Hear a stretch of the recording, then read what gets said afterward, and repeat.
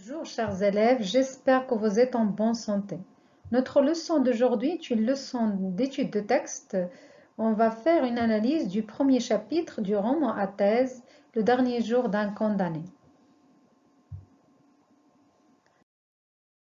Avant d'entamer l'analyse, on va voir une petite définition du genre littéraire, à savoir le roman à thèse. Le roman à thèse est un genre romanesque qui s'inscrit dans le cadre des textes à idées. Romanesque, ça veut dire relatif au roman. C'est un roman qui traite des idées, tout simplement. Ce genre, il cherche à illustrer une théorie des idées, à défendre une thèse ou à réfuter cette thèse. Réfuter une thèse, ça veut dire affirmer qu'elle est fausse. Donc, il cherche à défendre une thèse ou à la réfuter à travers une histoire qui ne constitue en fin de compte qu'un prétexte pour confirmer cette thèse ou pour la réfuter. Il vise à défendre une conception politique, philosophique ou même religieuse. L'exemple du roman de Victor Hugo, Le dernier jour d'un condamné, est très significatif sur ce niveau. Hugo, dans ce roman, il s'oppose avec véhémence à la peine de mort. Avec véhémence, ça veut dire avec violence. Il s'oppose à la peine capitale. Et le récit du condamné n'est pas une fin en soi, mais juste un prétexte pour montrer la barbarie de l'injustice humaine, pour montrer la cruauté et la barbarie de la condamnation à mort. Donc, ici, Victor Hugo, il veut convaincre et persuader le lecteur de sa thèse, à savoir la nécessité d'abolir la peine de mort, qu'il est nécessaire, qu'il est impératif d'abolir et de supprimer la peine capitale. Pour ce faire, il a pris comme prétexte l'histoire du condamné. Donc l'histoire du condamné, ce n'est qu'un prétexte pour arriver à convaincre le lecteur de la nécessité d'abolir la peine capitale et pour aussi donc pour mettre en valeur la cruauté et la barbarie de cette peine, à savoir la peine capitale. Maintenant, on passe à l'analyse. On va faire ce qu'on appelle une lecture méthodique qui passe par 3 étapes, à savoir la première étape, l'identification, la deuxième, les hypothèses de lecture et la troisième, les axes de lecture. On commence par l'identification. Lorsqu'on vous demande d'identifier un texte, qu'est-ce que vous allez faire? Essayez de réfléchir. Donc, pour identifier un texte, il faut dire quel est son genre, quel est son type, quelle est sa source, quel est son auteur, quelle est sa forme, est-ce que le texte est accompagné d'une image. Donc, on va faire une identification. Il s'agit d'un incipit. Son genre, c'est un monologue intérieur, on va le voir par la suite, de type narratif descriptif, extrait d'un roman à thèse, Le dernier jour d'un condamné, de Victor Hugo, écrivain et dramaturge français du 19e siècle. Parfois, on vous donne un tableau à compléter qui sert à contextualiser. Donc, le titre, c'est Le dernier jour d'un condamné. Auteur, Victor Hugo. Genre littéraire, roman à thèse. Date de publication, le roman a été publié en 1829.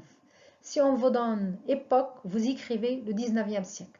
Voilà donc la première étape. Maintenant, on passe à la deuxième étape de la lecture méthodique, à savoir les hypothèses de lecture. Quelles sont les hypothèses que vous pouvez formuler? Essayez de réfléchir. Faites une pause et essayez de réfléchir. Donc, les hypothèses de lecture, puisqu'il s'agit d'un incipit, on peut formuler les hypothèses suivantes. Peut-être l'auteur va nous présenter le cadre spatio-temporel de l'histoire, ça veut dire le temps et le lieu de l'histoire. Peut-être il va nous présenter les personnages principaux. Ces hypothèses, elles peuvent être confirmées ou infirmées. Ça veut dire elles peuvent être confirmées, ça veut dire vrai, juste. Infirmées, ça veut dire elles peuvent être fausses. Après l'étude et après la lecture du chapitre, on va voir si elles sont fausses ou vraies. Maintenant, je vous donnerai un petit résumé de ce chapitre. À la prison de Bicêtre, un homme est condamné à mort depuis 5 semaines. Bicêtre, c'est une prison réelle qui se trouve à Paris. Un homme est condamné à mort, cet homme qui est condamné à mort, c'est le narrateur. La pensée de son exécution imminente ne cesse de le hanter. Exécution imminente, ça veut dire sa condamnation à mort proche. Exécuter quelqu'un, ça veut dire tuer. Cette condamnation à mort, la pensée d'être condamné à mort, ne cesse de le hanter. De le hanter, ça veut dire de le tourmenter, de le torturer, de le faire souffrir. Il est là, toujours avec lui, comme une idée fixe dont il ne peut pas se débarrasser. Ce souvenir heureux se détache de lui comme s'il ne lui appartient plus. Des cauchemars agitent son sommeil. À peine croit-il à son réveil, sortir d'un mauvais rêve, que les murs de son cachot lui rappellent l'horrible réalité, condamnée à mort. Donc voilà, on a déjà vu deux étapes, l'identification et les hypothèses de lecture. Maintenant, on passe à la troisième étape, à savoir les axes de lecture. Donc avant de repérer les différents axes de lecture, on va commencer par une identification du cadre énonciatif. Qui parle, à qui, de quoi, pourquoi, où et quand. Essayez de répondre à ces questions. Donc, qui parle? C'est le narrateur. Dans ce chapitre, c'est le narrateur qui parle. À qui s'adresse-t-il? À lui-même, à soi-même, parce qu'il est seul dans son cachot. De quoi? Il parle de l'idée d'être condamné à mort, de cette pensée qui le hante, de son obsession, de ses souffrances. Donc, où? Dans son cachot, à Bicêtre. Quand? Après avoir commis un péché capital, un meurtre au 19e siècle. Donc, puisque le narrateur il parle à lui-même, il s'agit de quel genre de texte? Donc, il s'agit d'un monologue intérieur. Notre premier axe de lecture, c'est le monologue intérieur. Le narrateur personnage s'exprime à la première personne, je. En l'absence de tout interlocuteur possible, il ne s'adresse en effet à personne d'autre qu'à lui-même, parce qu'il est seul dans sa cellule. Et c'est là le principe du monologue intérieur.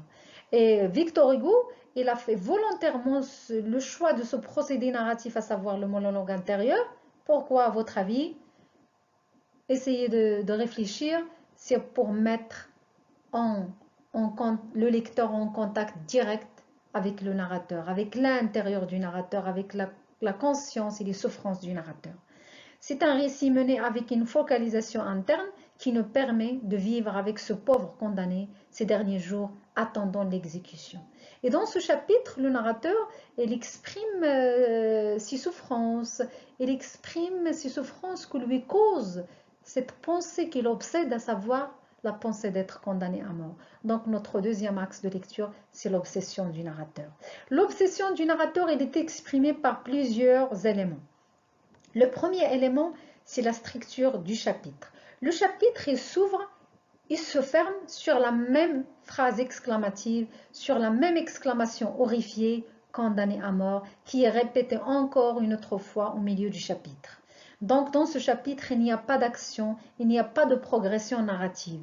Le texte revient à son point de départ. Donc on peut dire que le chapitre a une structure close. Close, ça veut dire fermé.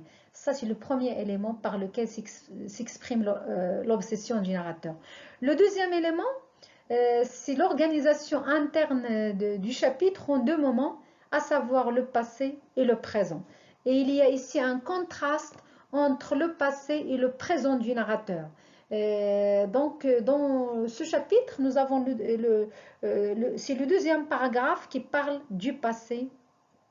Donc, le narrateur, il parle de son passé dans le deuxième paragraphe. Et c'est un paragraphe qui commence par l'indication temporelle autrefois qui indique le passé. Et après autrefois, quel est le temps verbal qui domine après autrefois? Essayez de lire, de faire une pause, d'arrêter la vidéo et de répondre à la question, de lire le deuxième paragraphe du chapitre, de répondre à la question. Donc, quel est le temps qui domine après cette indication temporelle autrefois? Donc, le temps dominant, c'est l'imparfait. Pourquoi? Parce que c'est un imparfait qui sert à décrire ce passé. Et comment était-il ce passé? Essayez de dégager les champs lexicaux de ce paragraphe. Comment était-il? Toujours, il faut arrêter la vidéo et répondre aux questions. Donc, il s'agit d'un passé heureux, d'un passé joyeux. Donc, ici, si on observe les champs lexicaux, on ne s'attarde pas à s'apercevoir que le champ lexical qui domine, c'est le champ lexical de la joie, du bonheur. Et quelles sont les phrases et les mots qui le montrent? Par exemple, c'était toujours fait dans mon imagination, toujours fait, le mot fait. Je pouvais penser à ce que je voulais, j'étais libre, c'est un passé de liberté, de joie. Mon esprit jeune et riche était plein de fantaisie, l'expression pleine de fantaisie. Donc il s'agit d'un champ lexical de la joie, du bonheur. C'était un passé de liberté, un passé heureux et joyeux. Donc ce passé s'oppose au présent. Et le narrateur, il ne parle de son présent dans le troisième paragraphe. Et il commence par l'indication, l'indicateur temporel maintenant, qui indique le présent. Et après maintenant, on emploie quel temps? Donc on emploie le présent. Maintenant je suis captif, mon corps est offert dans un cachot, mon esprit est en prison dans une idée. Cette phrase, elle marque que l'enfermement, donc maintenant je suis captif. Captif, ça veut dire emprisonné. C'est le contraire de libre. Je ne suis pas libre, je suis emprisonné. Et cette phrase que je viens de vous lire, mon corps jusqu'à idée, c'est une phrase qui marque l'enfermement du narrateur. Et c'est un enfermement et c'est un emprisonnement qui est double. C'est à la fois un emprisonnement physique et mental. Physique, la phrase qui montre qu'il s'agit d'un emprisonnement physique. Mon corps est offert dans un cachot. Son corps, il est enchaîné par des chaînes en fer dans une cellule en prison. Donc, il s'agit d'un enfermement et d'une captivité physique. La deuxième partie de la phrase, mon esprit est en prison dans une idée, ça marque l'emprisonnement et l'enfermement mental, moral. Son esprit, il est emprisonné dans une idée, et quelle est cette idée? C'est l'idée de la condamnation à mort, l'idée de la mort qui l'obsède, qui le torture, qui le fait souffrir, qui lui cause des souffrances intenses. Donc c'est le deuxième élément par lequel s'exprime l'obsession. Le troisième élément, c'est les figures de style, les métaphores, les gradations, les hyperboles. Et ce chapitre, il est plein de figures de style, il est riche du point de vue stylistique. Je vais vous lire quelques phrases qui marquent donc cette obsession. Nous avons la gradation, par exemple, une horrible, une sanglante, une implacable idée. C'est une gradation croissante lorsqu'il parle de cette idée d'être condamné à mort. Nous avons la phrase que je viens de lire qui marque l'enfermement physique et moral. Nous avons les hyperboles, cette pensée infernale. Infernale, ça veut dire relatif à l'enfer. Il s'agit d'une métaphore hyperbolique. Donc, tous ces procédés rhétoriques et toutes ces figures de style, elles sont là pour exprimer l'obsession du narrateur.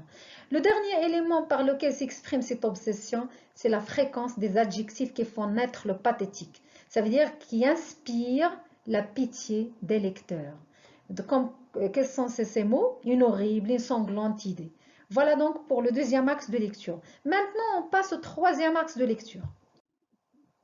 Le troisième axe de lecture, c'est le pathétique. Donc, dès le début du chapitre, on ne s'attarde pas à percevoir que la tonalité dominante dans ce chapitre, c'est la tonalité pathétique.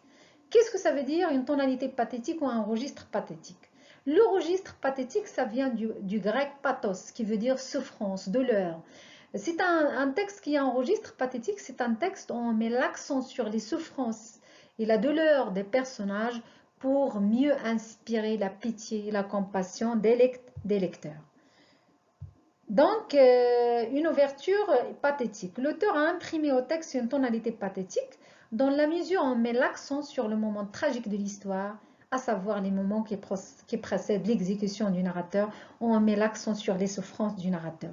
Ce pathétique, il est exprimé par plusieurs éléments. Le premier élément, c'est les champs lexicaux. Donc, nous avons le champ lexical qui est foisonnant dans ce chapitre, qui est utilisé en abondance, c'est le champ lexical des sentiments. Par exemple, dans le premier paragraphe, vous avez glacé de sa présence, courbé sous son poids, refrain horrible et ainsi de suite. Nous avons les champs lexicaux de la douleur, de la souffrance, de la mort. Le mot douleur, il est employé. L'expression, cette fatale pensée écrite dans l'horrible réalité. Fatale pensée, ça veut dire la pensée d'être condamné à mort. C'est une pensée fatale. Ça veut dire dictée par le destin, il ne peut pas s'en débarrasser. Le deuxième élément, après les champs lexicaux, c'est le deuxième élément par lequel s'exprime le pathétique après les champs lexicaux, c'est l'opposition entre le passé et le présent. Nous avons affaire à un passé de liberté et de joie, un passé heureux et un présent de souffrance et de captivité et d'emprisonnement. Le troisième élément, c'est les phrases exclamatives, les modalités exclamatives qui servent à accentuer la souffrance, qui servent à exprimer la souffrance du narrateur. Ah, ce n'est qu'un rêve, condamné à mort, qui se répète 3 fois dans le chapitre. Le quatrième élément par lequel s'exprime l'eau pathétique, nous avons les figures de style comme la gradation, l'hyperbole pour amplifier la souffrance du narrateur. Nous avons les gradations par exemple, je n'ai plus qu'une pensée, qu'une conviction, qu'une certitude condamnée à mort. Donc le narrateur ici, il utilise la gradation, donc en général, il exprime ses souffrances en utilisant une gradation. Voilà donc, on a beaucoup de figures de style, des métaphores, des comparaisons, des hyperboles, des personnifications. Donc nous avons l'hyperbole dans la phrase suivante. Il est toujours là, cette pensée infernale comme un spectre de plomb. Pensée infernale, infernale relatif à l'enfer. Donc il s'agit ici d'une métaphore hyperbolique. On exagère l'expression pour amplifier la souffrance du narrateur. Comme un spectre de plomb. Un spectre, ça veut dire comme un fantôme. Ça veut dire qu'il est toujours là, comme une idée fixe, comme un spectre qui est collé à son corps, me secouant de ses deux mains de glace. Ici, on a une personnification de la mort, dans la mesure où on a attribué une caractéristique humaine, à savoir les mains, à une pensée, à savoir la pensée de la mort. Donc, il s'agit d'une personnification de la mort. Et toutes ces figures de style et tous ces procédés rhétoriques, elles permettent de créer une tension dramatique dont le but est de toucher le lecteur, de l'émouvoir et de le convaincre, de le persuader, en suscitant sa pitié, de le persuader de la nécessité d'abolir la peine de mort. Et c'est pour cette raison que l'auteur a passé sous silence le crime du narrateur. L'auteur, il n'a pas raconté le crime du narrateur. Donc, pour quelle raison? C'est pour mieux inspirer la pitié et la compassion des lecteurs. Parce que si l'auteur avait raconté le crime du narrateur, le lecteur n'aurait pas eu pitié du narrateur. Voilà la fin de l'analyse. Je vous remercie. Merci pour votre attention.